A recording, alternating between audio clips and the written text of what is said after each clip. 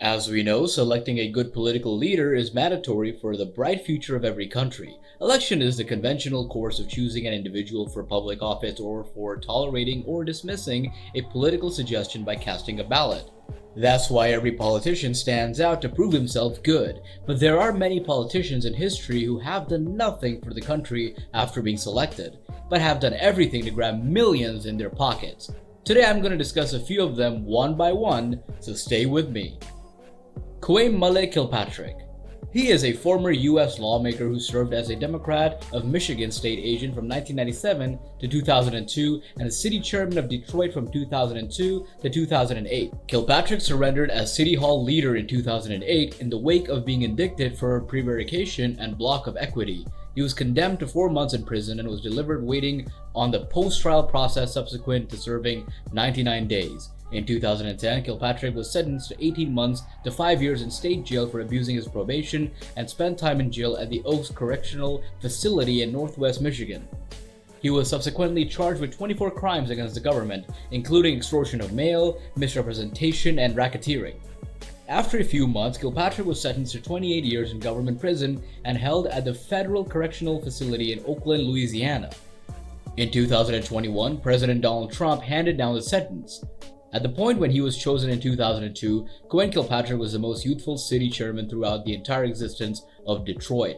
After various outrages and discussions, Mr. Kilpatrick ultimately entered a blameworthy supplication to 2 crimes charges. He served 4 months in prison, surrendered as chairman, gave up his permit to provide legal counsel, and consented to pay compensation to the city of Detroit as a component of his request arrangement. After his delivery, Mr. Kilpatrick experienced more lawful issues when the state examiner blamed him for disregarding his probation and neglecting to make compensation to the city. Donald Trump.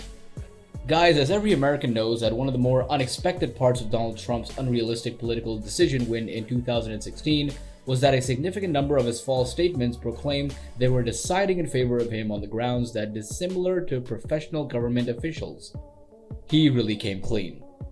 Actually, obviously, he lied about everything constantly, regardless of whether it was a major falsehood like the one with regards to how Mexico planned to pay for his divider, a peculiar untruth like the one about having been named Michigan's Man of the Year, a crazy falsehood like the one with regards to windmills causing a disease, a pitiful, wretched falsehood like the one with regards to his introduction swam being greater than Barack Obama's, or a genuinely WTF lie like the one with regards to the Boy Scouts of America calling to let him know his insane discourse before a huge number of youngsters was the best one they'd heard. The man invested his whole energy in office lying through his covers to the tune of 30,573 lies in 4 years. Clearly, Trump hasn't quit lying since he left Washington, with the greatest falsehood being the one that he won the 2020 political race, and yet his allies proceed not to mind. So while it may take off an ordinary individual to discover that the cash they'd given to a significant reason had really gone to subsidizing individual costs for a person who never botches an opportunity to let everyone know how rich he is, we're almost certain the ex-president's adherents won't be disturbed. Trump's public proclamations on COVID-19 were at chance with his private explanations. In February of 2020, Trump openly stated that the flare-up in the US was less dangerous than flu, was very much under control, and would before long be finished. Simultaneously, he recognized the inverse in a private discussion with Bob Woodward. In March of 2020, Trump secretly let Woodward know that he was purposely playing it down in broad daylight so as to not make an alarm. Rick Scott. Rick Scott is the uncommon individual who observed achievement in legislative issues after his tricks were disclosed. For the vast majority, running the biggest medical services extortion in our country's set of experiences would be a vocation ender. However, for Scott, it was only the start. In the last part of the 80s, Scott and his colleague began the Columbia Hospital Corporation, a private clinic in the southern piece of the country. In 1998, the gathering converged with the Hospital Corporation of America, turning it into the biggest revenue-driven medical organization in the United States.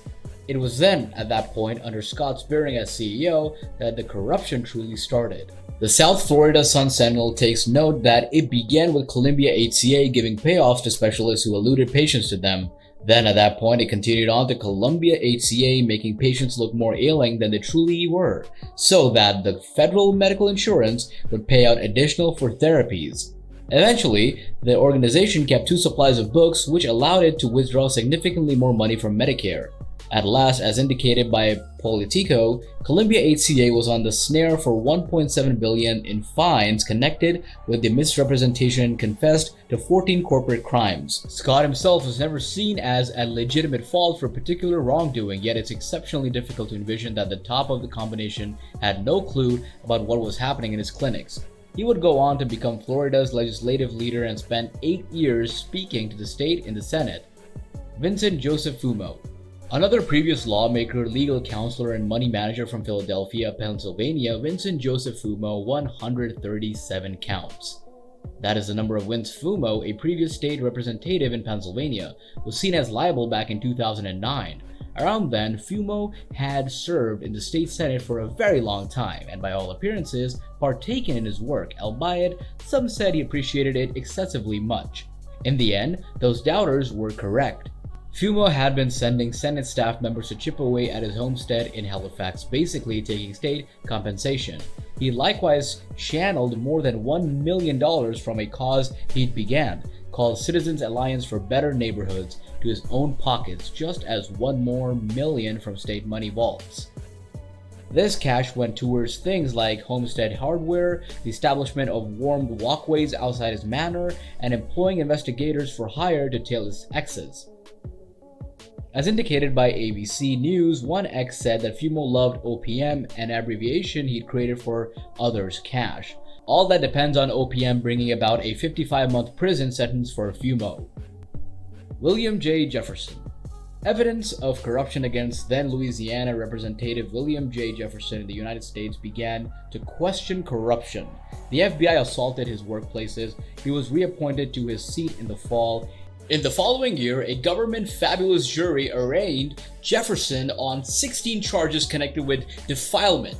Jefferson was crushed by Republican Joseph Cow in 2008 and was the most senior Democratic occupant to lose reappointment that year.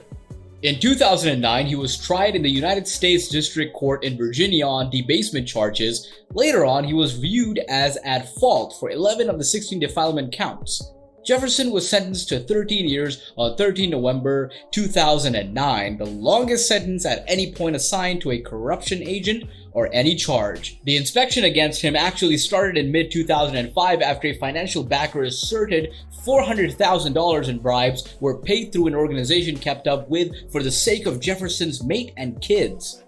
FBI specialists assaulted Jefferson's home in Northeast Washington and, as verified in an 83-page oath documented to help an ensuing attack on his congressional office, found $90,000 of the money in the cooler, in $10,000 in creases enclosed by aluminum foil and stuffed inside frozen food holders. Oh my god, that's really unbelievable. The chronic numbers found on the money in the refrigerator corresponded to chronic amounts of goods supplied by the FBI to their source. So, all these were the top politicians who scammed their own countrymen. But as happened to every corrupt person, they didn't get time to enjoy sneaking money.